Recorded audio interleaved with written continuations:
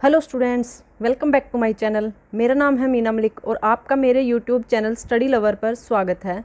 अगर आपने अभी तक मेरे चैनल को सब्सक्राइब नहीं किया तो पहले मेरे चैनल को सब्सक्राइब करें और बेल आइकन पर भी क्लिक करना बिल्कुल मत भूलें, जिससे आपको मेरी वीडियोस की हर नई नोटिफिकेशन मिलती रहेगी। तो लास्ट वीडियो में हम सेमीकंडक्टर से रिलेटेड पढ़ रहे थे। हमने फर्स्ट वीडियो में पढ़ा था introduction classification of semiconductor. After that हमने जो सेकंड हमारी क्लास थी उसमें हमने डिस्कस किया था जो फॉर्मेशन ऑफ एनर्जी बैंड था वो। अगर आपने अभी तक मेरे वो वीडियोस नहीं देखी तो पहले आप वो वीडियोस देख सकते हैं, क्योंकि उससे आपका एक बैकग्राउंड तैयार हो जाएगा, जिससे आपको ये आगे वाले जो कंसेप्ट हैं उनको समझने में बहुत आसानी होगी। ठीक है, तो चलिए अब हम नेक्स्ट टॉपिक की तरफ बढ़ते हैं। तो जो हमारा नेक्स्ट टॉपिक है वो है हमारा जो हमें डिफरेंस करना है हमारे वैलेंस बैंड और कंडक्शन बैंड में, और साथ में वहाँ पे पढ़ना है हमें कि एनर्जी बैंड गैप होता क्या है। जैसे कि हमने लास्ट वीडियो में हमने ये ऐसा कुछ फिगर देखा था, जिसके अंदर हमने क्या देखा था, जैसे ही हम डिस्टेंस को कम करते रहते हैं, जब हमारी डिस्टेंस अप्रोक्सीमेटली 1 एंगस्ट्रॉम के इक्वल पहुंचती है तो हमारे जो एनर्जी लेवल्स हैं वो स्प्लिट होना स्टार्ट हो जाते हैं।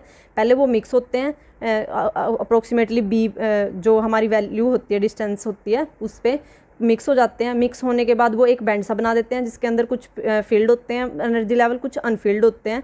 फिर बाद में जैसे ही और हम उसको नज़दीक करते हैं तो हमारे जो वो एनर्जी लेवल्स हैं वो स्प्लिट हो जाते हैं। जो फील्ड एनर्जी लेवल्स होते हैं वो नीचे शिफ्ट हो जाते हैं, और जो हमारे अपर एनर्जी लेवल्स हैं या फिर एम्प्टी एनर्जी लेवल्स हैं वो हमारे ऊपर शिफ्ट हो जाते हैं। और ऐसे करके हमारे पास जो वैलेंस बैंड और कंडक्शन बैंड बन जाते हैं, इसको हम कंडक्शन बैंड बोलते हैं और इसको हम वैलेंस बैंड बोलते हैं। और जो ये हमारा बीच में जो गैप होता है इसको हम बोलते हैं एनर्जी बैंड गैप। तो अब हम इसके बारे में ही ब्रीफली डिस्कस करेंगे कि ये होते क्या हैं। पहले हम डिस्कस करते हैं वैलेंस बैंड के बारे में। तो जैसे कि हमने स्टार्टिंग में ही जब हमने ये डायग्राम डिस्कस किया था तभी हमने पढ़ लिया था कि जो हमारा वैलेंस बैंड होता है इसके ये क्या होता है, हमारा field completely field valence band होता है। क्या होता है? कम्प्लीटली फील्ड बैंड होता है ये। ठीक है, तो सबसे पहले तो हम यहाँ पे बोलेंगे कि ये हमारा लोअर एनर्जी बैंड है, लोअर बैंड है, क्योंकि नीचे प्रेजेंट है तो ये लोअर बैंड इसको हम बोल सकते हैं। सेकंड, इसके अंदर जो इलेक्ट्रॉन प्रेजेंट हैं वो वैलेंस इलेक्ट्रॉन है और वो इसी बैंड से बिलोंग करते हैं। अगर हम बोलें कि जो वैलेंस इलेक्ट्रॉन होते हैं, ठीक है, किसी भी एटम के जो वैलेंस इलेक्ट्रॉन होते हैं वह कहाँ से बिलोंग करते हैं, they are belonging to valence band. ठीक है, ये हमारा सेकंड पॉइंट हो गया इसका। अब जो थर्ड पॉइंट है वो ये है कि हमारा जो ये हमारा वैलेंस बैंड है ये हमारा पार्शियली फील्ड भी हो सकता है और कम्प्लीटली फील्ड भी हो सकता है। ये डिपेंड करता है कि हमारे पास इलेक्ट्रॉन की जो नंबर्स हैं इलेक्ट्रॉन के वो कितने प्रेजेंट हैं। ठीक है, तो अब ये जो हमारा वैलेंस बैंड है ये पार्शियली फील्ड भी हो सकता है और कम्प्लीटली फील्ड भी हो सकता है, पर एम्प्टी कभी नहीं होगा, एम्प्टी कभी नहीं होगा। ठीक है, अब उसके बाद हमारे पास यहाँ क्या है कि जो हमारे यहाँ ये वैलेंस इलेक्ट्रॉन हैं जो हमारे किसके वैलेंस बैंड के, ये कभी भी हमारे जो एक्सटर्नल इलेक्ट्रिक फील्ड की वजह से कैपेबल नहीं होते एनर्जी को गेन करने में, और ना ही ये जो हमारा कंट्रीब्यूशन होता है इलेक्ट्रिक करंट में उसमें ये इंटरफेयर करते हैं। मीन्स क्या बोल सकते हैं कि जो हमारे ये वैलेंस बैंड के जो इलेक्ट्रॉन्स होते हैं, जो ये बैंड इस बैंड में जो इलेक्ट्रॉन प्रेजेंट होते हैं उनमें इतनी कैपेसिटी नहीं है कि वो अगर हम एक्सटर्नल जो इलेक्ट्रिक फील्ड अगर हम अप्लाई करें, एक्सटर्नल इलेक्ट्रिक फील्ड अगर हम उसको प्रोवाइड करवाएं तो उस एक्सटर्नल इलेक्ट्रिक फील्ड से ये नहीं है कि वो एनर्जी गेन कर लेंगे, एनर्जी गेन करके और वो क्या करें कंडक्शन बैंड में जा सकते हैं। ठीक है, कि ऐसा ना हो कि वो एनर्जी कहाँ चले जाएँ, वो ये बैंड कभी हमारा खाली नहीं होगा। और दूसरा हमने क्या पढ़ा यहाँ पे कि जो बैंड इलेक्ट्रॉन्स है ये कैपेबल नहीं होते एनर्जी गेन करने में अगर हम बाहर की कोई भी एक्सटर्नल इलेक्ट्रिक फील्ड अप्लाई करवाते हैं तब भी। और जो सबसे लास्ट पॉइंट जो हमने वैलेंस बैंड का जो हमने पढ़ा वो ये कि जो इसके इलेक्ट्रॉन्स होते हैं जो इसमें वो कभी भी कंट्रीब्यूट नहीं करते, not contribute in electric current. जब भी हमारा इलेक्ट्रिक करंट फ्लो हो रहा होता है वो हमारे कौन से इलेक्ट्रॉन कभी कंट्रीब्यूट नहीं करते, वैलेंस बैंड के जो इलेक्ट्रॉन्स होते हैं वो कभी कंट्रीब्यूट नहीं करते। कौन से करते हैं, वो कंडक्शन बैंड वाले इलेक्ट्रॉन्स करते हैं। ठीक है, तो अब हमने क्या क्या पढ़ा, जो हमारा वैलेंस बैंड था हम उसका पॉइंटों में अगर आपको नोट करना है तो आप नोट भी कर सकते हो वीडियो को पॉज करके। तो सबसे पहले तो ये हमारा क्या है, एक वैलेंस बैंड है। वैलेंस बैंड हमारा क्या है, लोअर बैंड होता है, क्योंकि ये जो हमारा ग्राफ होता है जो सेमीकंडक्टर का उसके अंदर नीचे प्रेजेंट होता है। ठीक है, सेकंड जो इसके अंदर इलेक्ट्रॉन्स प्रेजेंट है उनको हम वैलेंस इलेक्ट्रॉन बोलते हैं और वो बिलोंग कर रहे हैं हमारे वैलेंस बैंड से। थर्ड जो पॉइंट हमने पढ़ा वो ये कि ये पार्शियली फील्ड भी हो सकता है और कम्प्लीटली फील्ड भी हो सकता है, लेकिन एम्प्टी कभी नहीं होगा। फोर्थ पॉइंट हमने पढ़ा यहाँ पे कि जो ये इसमें जो हमारे इलेक्ट्रॉन्स हैं, अगर हम उनको एक्सटर्नल इलेक्ट्रिक फील्ड भी प्रोवाइड करवा देते हैं तो भी वो एनर्जी गेन नहीं कर सकते, वो कैपेबल नहीं होते एनर्जी गेन करने में, not capable to gain energy gain. ठीक है, फिर उसके बाद ये था हमारा फर्स्ट, सेकंड, थर्ड, फोर्थ, और जो फिफ्थ पॉइंट हमने पढ़ा कि जो हमारे ये वैलेंस इलेक्ट्रॉन होते हैं, वैलेंस बैंड के जो इलेक्ट्रॉन्स होते हैं वो हमारे कंट्रीब्यूट नहीं करते इलेक्ट्रिक करंट में। ठीक है, तो ये था हमारा वैलेंस बैंड के का डिस्क्रिप्शन जो हमने स्टडी कर लिया। अब इसी को हम डिफरेंस की फॉर्म में भी रिप्रेजेंट कर सकते हैं। अब जो हमारा सेकंड है वो है हमारा कंडक्शन बैंड। तो अब हम कंडक्शन बैंड के बारे में पढ़ते हैं कि उसके बारे में हमारे पास क्या क्या इन्फॉर्मेशन है।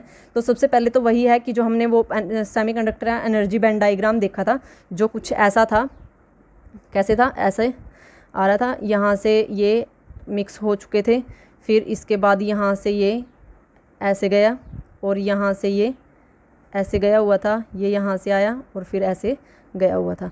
तो जो ये एनर्जी बैंड डायग्राम है, जो यहाँ पे नीचे वाला था वो हमारे वैलेंस बैंड को रिप्रेजेंट करता था, जो अपर बैंड है वो हमारे किसको रिप्रेजेंट कर रहा है, यहाँ पे कंडक्शन बैंड को रिप्रेजेंट कर रहा है। और कंडक्शन बैंड है ये, या तो हमारा क्या होगा, कम्प्लीटली एम्प्टी। ये हमारा क्या होता है, कम्प्लीटली एम्प्टी होता है। कहाँ पे, 0 केल्विन टेम्परेचर पे।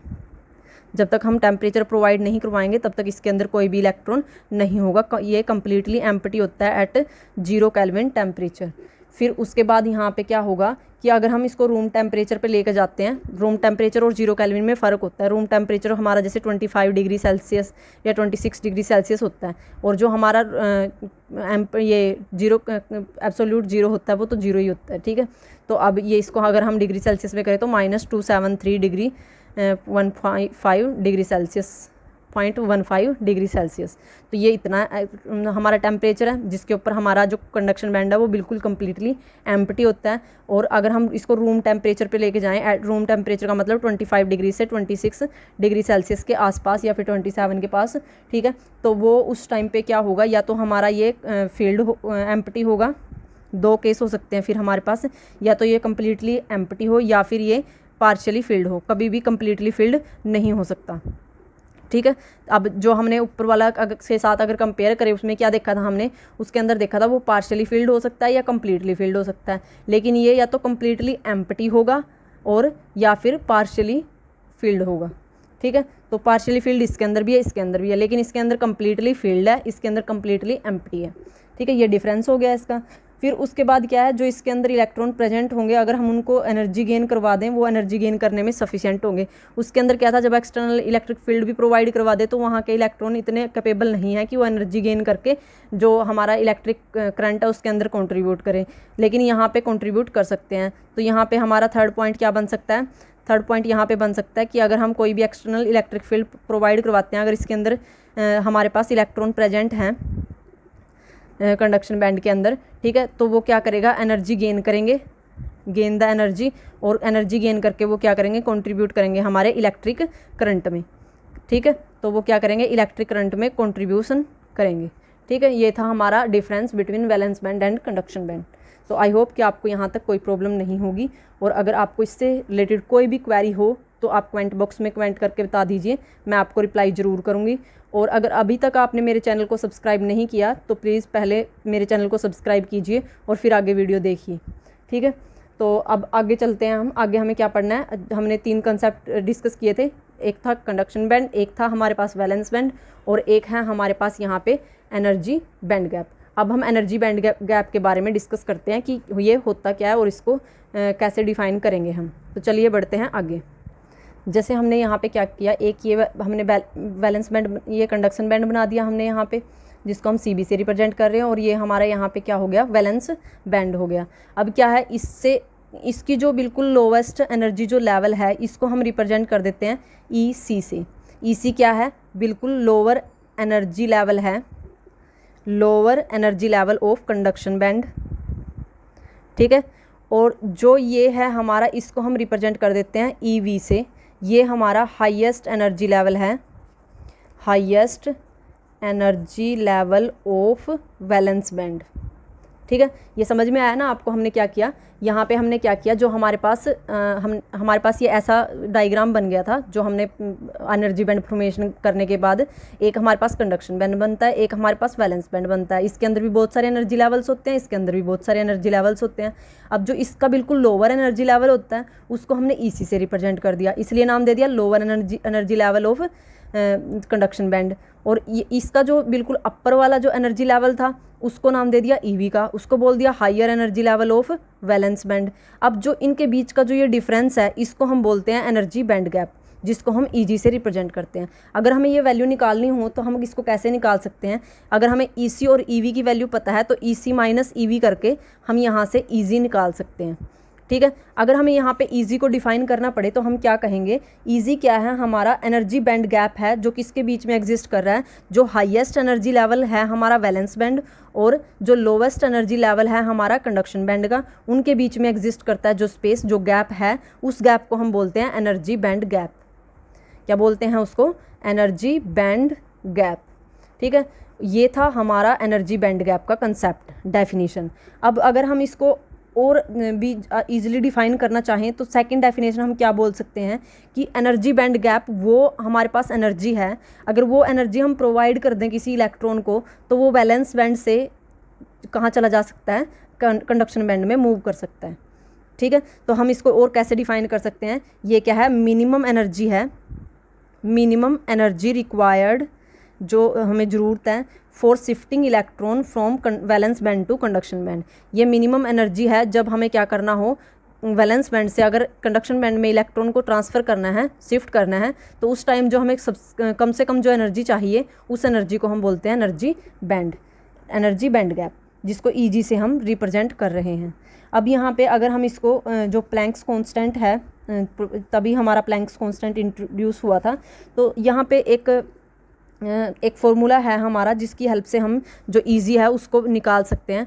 वो कैसे निकलेगा, हमारा एच म्यू, जो एनर्जी होती है वो हमारी एच म्यू के इक्वल होती है। यहाँ पे जो म्यू है वो हमारी क्या है, फ्रीक्वेंसी है, और यहाँ पे जो एच है वो हमारा क्या है, प्लैंक्स कांस्टेंट है, प्लैंक्स कांस्टेंट।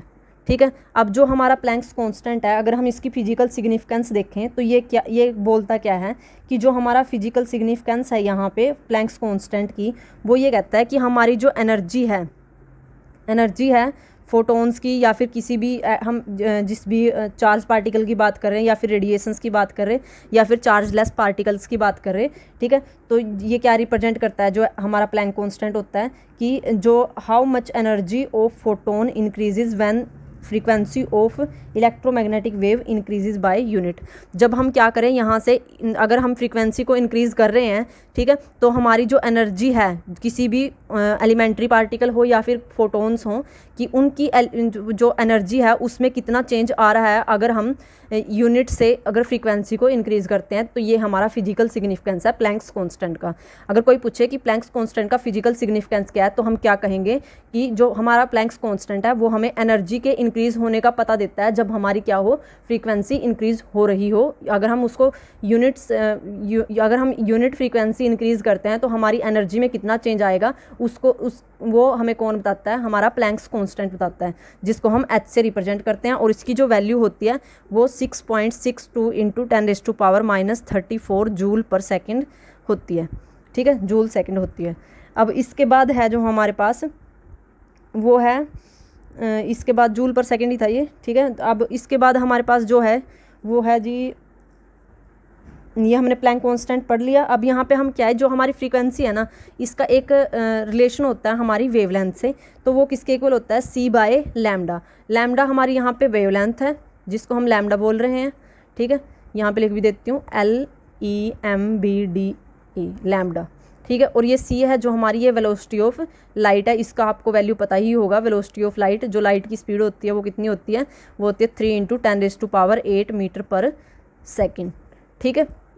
तो ये था हमारा एनर्जी बैंड गैप का जो कंसेप्ट था। तो क्या क्या पढ़ा हमने आज, हमने पढ़ा सबसे पहले कि वैलेंस बैंड क्या होता है। तो हमने वैलेंस बैंड में क्या क्या डिस्कस किया कि जो हमारे वैलेंस बैंड के जो इलेक्ट्रॉन्स होते हैं उनको वैलेंस इलेक्ट्रॉन बोलते हैं। ये हमारा लोअर बैंड होता है और इसके जो इलेक्ट्रॉन्स होते हैं वो हमारे इलेक्ट्रिक करंट में कंट्रीब्यूट नहीं करते, क्योंकि अगर हम इसको एक्सटर्नल इलेक्ट्रिक फील्ड भी प्रोवाइड करवाते हैं तो ये एनर्जी गेन करने में कैपेबल नहीं होते। या तो हमारा वैलेंस बैंड क्या होगा, कंप्लीटली फिल्ड होगा, या फिर ये पार्शली फिल्ड होगा। लेकिन फिर हमने क्या पढ़ा, कंडक्शन बैंड पढ़ा। कंडक्शन बैंड क्या होता है, हमारा अपर बैंड होता है, इसके अंदर कोई इलेक्ट्रॉन प्रेजेंट नहीं होते 0 केल्विन टेम्परेचर पर।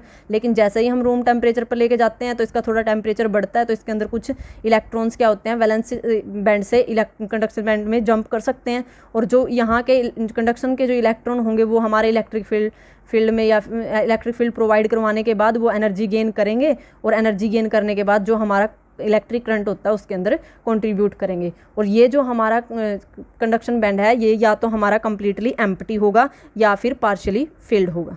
ठीक है, फिर उसके बाद हमने एनर्जी बैंड गैप पढ़ा कि वो एनर्जी जो हमारी वो गैप जो हमारा क्या हो, highest energy level of valence band का और जो lowest energy level of conduction band, इनके बीच का जो गैप है उसको हम क्या बोलते हैं, एनर्जी बैंड गैप बोलते हैं। उसको हम ऐसे भी कैलकुलेट कर सकते हैं। और जो सेकंड जो हमने इसका एग्जांपल देखा वो था Eg is equal to h mu था। और इसकी जो सेकंड डेफिनेशन देखी वो ये थी, एनर्जी बैंड गैप को हम कैसे डिफाइन कर सकते हैं, ये वो मिनिमम एनर्जी है जो हमें ज़रूरत पड़ती है, रिक्वायर्ड होती है हमें shift electron from the valence band to conduction band.